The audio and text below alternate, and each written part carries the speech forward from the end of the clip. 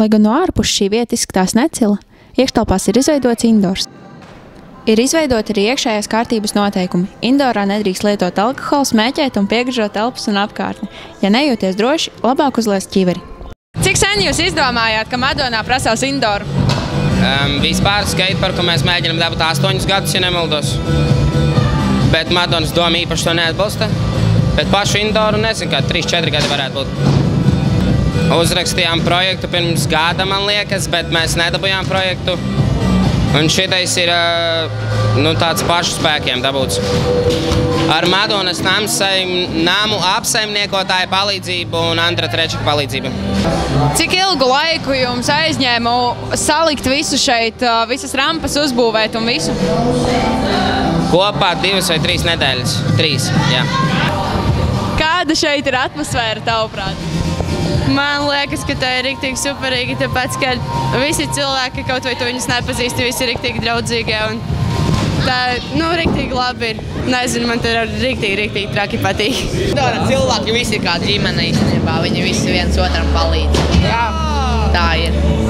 Es, piemēram, aizdodu visiem savas detaļas. Es savu ķivari. Salauz degunu, es tev. Super vienkārši, bet, baigi nepatīk, ka tur tādi, viss aizņem, baigi saspiests. Sabrauc vairāk ar riteņiem un ja neklausa pēc noteikumiem, tad ir kā ir. Bet tā man riktīgi patīk. Un kādi ir noteikumi? Noteikumi ir tādi, kā, piemēram, nelīst rindā. Izbrauc, piemēram, apli un tev jāiet ir aizmugurē.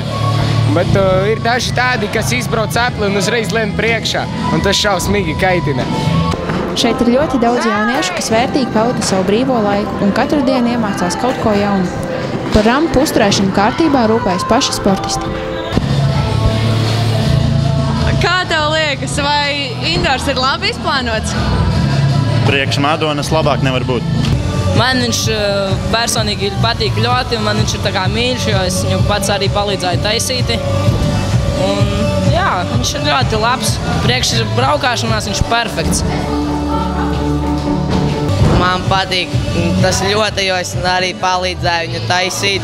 Un arī viņš ir diezgan labs, lai kaut ko iemācītos. Nav pārāk trakas konstrukcijas. Čau īsiem, mani sauc Arvis Trečaks, man ir 18 gadi, es nodarbojos ar skateboardu.